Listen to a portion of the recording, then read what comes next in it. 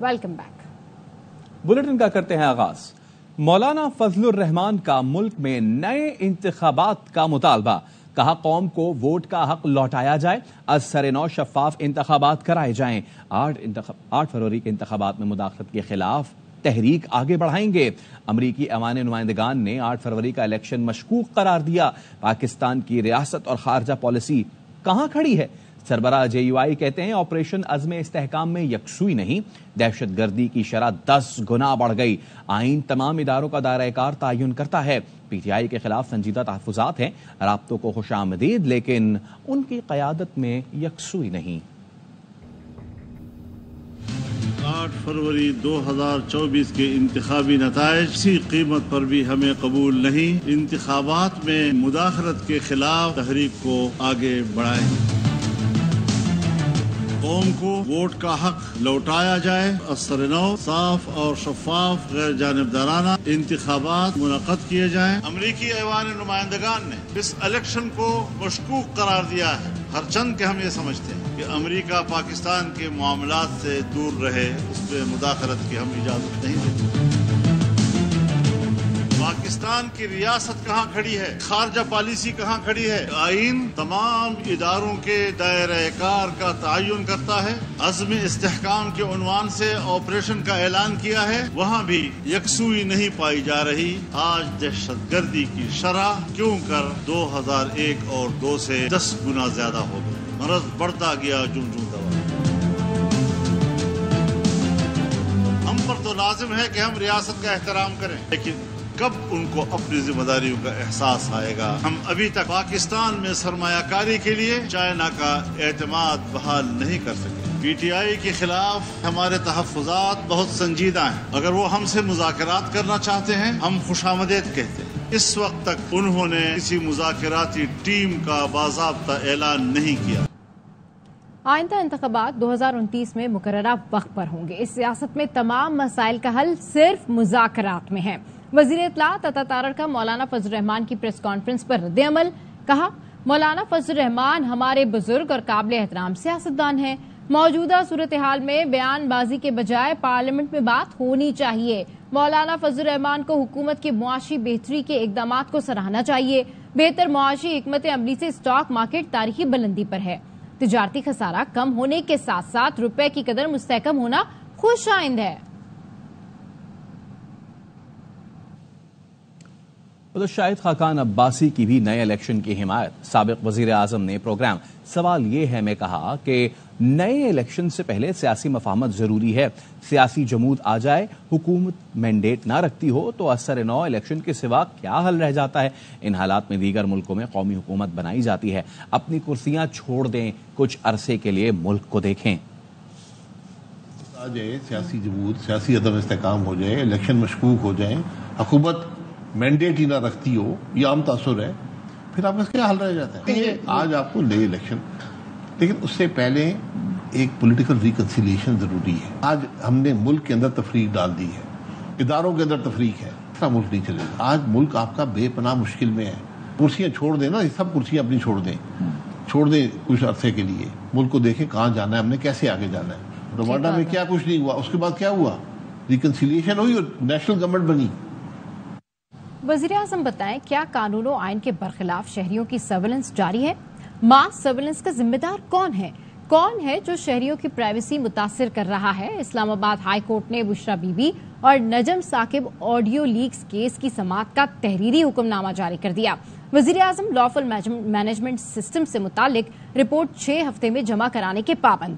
Chairman PTA اور ممبران کو توہین عدالت کا شو کاز نوٹس جاری کر دیے۔ جسٹس بابر ستار نے حکم نامے میں لکھا وزیر اعظم اور کابینہ ممبران ماس سرویلنس کے ذمہ دار ہیں۔ امید ہے وزیر اعظم اداروں سے رپورٹس لے کر معاملہ کابینہ میں رکھیں گے۔ وزیر اعظم بتائیں کیا قانون و آئین کے برخلاف شہریوں کی سرویلنس جاری ہے؟ وزیر اعظم بتائیں لافل انٹرسیپشن مینجمنٹ سسٹم کی تنصیب اور ماس سرویلنس کا ذمہ دار کون ہے؟ وزیر اعظم بتائیں سرویلنس سسٹم کا انچارج کون ہے جو شہریوں کی پرائیویسی متاثر کر رہا ہے؟ وزیر اعظم لافل مینجمنٹ سسٹم سے متعلق 6 ہفتے میں رپورٹ جمع کرانے کے پابند ہوں گے۔ حکم نامے नामे में कहा गया है PTA ने बज़ाहिर रिपोर्ट में सर्वेलेंस सिस्टम से मुताल्लिक गलत बयानी की। कानून के मुताबिक शहरियों की किसी भी किस्म की सर्वेलेंस गैर कानूनी है। 40 लाख शहरियों की सर्वेलेंस की जिम्मेदारी वफाकी हुकूमत पर है। टेलीकॉम कंपनियों को भी लॉफुल इंटरसेप्शन मैनेजमेंट सिस्टम से मुताल्लिक रिपोर्ट 5 जुलाई तक जमा कराने का हुक्म दे दिया। अदालत ने कहा तमाम टेलीकॉम कंपनियां यकीनी बनाएं लॉ इंटरसेप्शन मैनेजमेंट सिस्टम की उनके सिस्टम्स तक रसाई न हो। टेलीकॉम कंपनियां अपना डेटा सिर्फ मुकदमात की तफ्तीश के लिए तहकीकाती इदारों से शेयर कर सकती हैं। अदालत ने मुल्जिमान की CDR लाइव लोकेशन पुलिस के साथ शेयर करने की इजाजत दे दी। वफाकी हुकूमत की इन चैम्बर समाअत की दरखास्त मुस्तरद, केस की दोबारा 4 सितंबर को होगी। तौहीन अदालत केस में जस्टिस अतहर मिनल्ला का 5 हफ्ते बाद वजाहती नोट मंजर-ए-आम पर क्यों आया? क्या मुझे सजा दिए जाने का इंतजार है? सेनेटर फैसल वावडा का ट्वीट। कहा खुदा ना खास्ता मुझे एक बार फिर बेगुनाह होते हुए सजा होती तो क्या ये खत मंजर-ए-आम पर आता? इस खत का इस वक्त आने का मकसद या हदफ क्या है? क्या वजाहती खत में मुझे प्रॉक्सी लफ्ज कहने की भी वजाहत हो जाती? आइन और कानून की रोशनी में कोई जज किसी पर इल्जाम नहीं लगा सकता। शवाहिद के बगैर इल्जाम लगाने पर कानूनी चाराजोई का आज भी हक महफूज रखता हूं। मौजूदा क़यादत के होते हुए बानी PTI की रिहाई का इम्कान नहीं। साबिक वफाकी वजीर फवाद चौधरी कहते हैं बहुत से लोगों के पैगाम आ रहे हैं, हामिद खान और रऊफ हसन पर तनकीद ना करें। मौजूदा PTI क़यादत के पास कोई हिकमत अमली नहीं है। सियासी इस्तेहकाम के बगैर कभी सियासी मसाइल हल नहीं हो सकते। जो दोस्त हैं मुझे फोन आ रहे हैं, मैसेजेस आ रहे हैं कि आप पार्टी की जो लीडरशिप है, रऊफ हसन वगैरह, हामिद खान वगैरह, इन पे तनकीद ना करें, उससे पार्टी कमजोर होती है। इस लीडरशिप के होते हुए 1% भी इम्कान नहीं है नजर आ रहा मुझे कि ये इमरान खान बाहर आ जाएंगे। ये नहीं ला सकेंगे। ना इनकी कोई पॉलिटिकल हिकमत अमली है, ना इनके पास कैपेसिटी है। ये बताते हैं कि बुरा वक्त खत्म हो गया, अच्छा वक्त आ गया है, तो ये लोग बोलना शुरू हो गए। मुझे बताए अच्छा वक्त कहाँ पे है? इस वक्त 47 केसेस तो मेरे में है। हम तो वक्त बदलने के लिए ही कह रहे हैं कि इमरान खान जो है वो बाहर आए। बुलेटिन ब्रेक का हमारे साथ रहिए।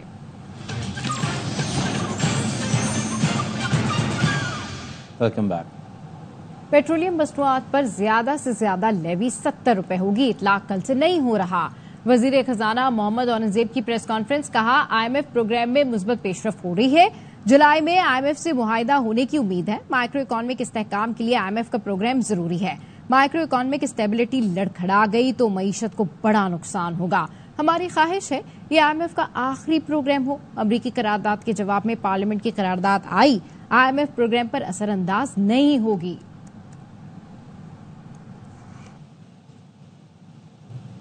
और साबिक वजीर खजाना मिफ्ता इस्माइल का फैसला दुरुस्त था। रिटेलर्स पर टैक्स 2022 में ही लग जाना चाहिए था।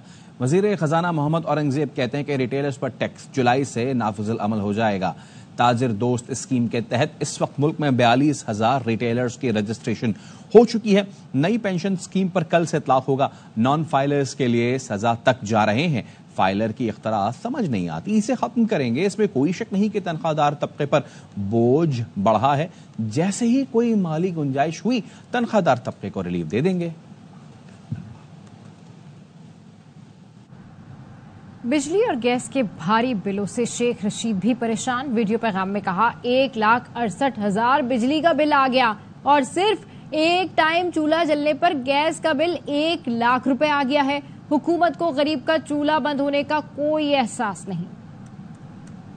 मेरा चूल्हा जलता है और 1 लाख रुपया मेरा गैस का बिल है। 1,68,000 रुपया मेरा बिजली का बिल है। मेरे मोहल्ले में 7-8 हजार से 4,000 तक लोगों का गैस का बिल आया है। बुलेटिन में बात हुआ है ब्रेक का। हमारे साथ रहिए।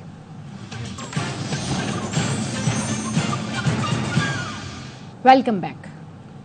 कराची के इलाके जहांगीराबाद में घर से 2 अफराद की लाशें मिली हैं। इसी वाले से बात करेंगे अपने नुमाइंदे सलमान लोधी से। सलमान, पुलिस का क्या बताना है इस हवाले से? देखिए, इनकी शनाख्त हुई है अयूब और सब खान के नामों से हुई है। 8 साल से यहाँ पर रहते हैं, मजदूर हैं। इनको गला काट कर कत्ल किया गया और कुल्हाड़ियों से वार भी की गए। इनके जिस्म पे जगह जगह कुल्हाड़ियों की वार थे। पुलिस कहती है दोनों मजदूर हैं, मेट्रोविल साइट में बर्फ के कारखाने में काम करते हैं। गुज़िश्ता रोज से ये पुलिस को शुबा है कि गुज़िश्ता रोज से इन्हें कत्ल किया गया और आज इनकी लाशें मिली हैं। क्राइम सीन यूनिट को मौके पर तलब कर लिया गया है। पुलिस कहती है कि बज़ाहिर वाक़या ज़ाती दुश्मनी का मालूम होता है। दोनों की लाशों का पोस्टमार्टम अब्बासी शहीद अस्पताल से करवाया जा रहा है। बहुत शुक्रिया आपका सलमान लोधी। जर्मनी को हुनरमंदों की कमी का सामना, पाकिस्तानी रोजगार और तालीम के लिए अपॉर्चुनिटी कार्ड यानी कि शांस-ए-कार्टे से फायदा उठा सकते हैं। पाकिस्तानी सिफारत खाना भी भरपूर ताउन कर रहा है। बर्लिन से रिपोर्ट कर रहे हैं मोहम्मद सलाहुद्दीन।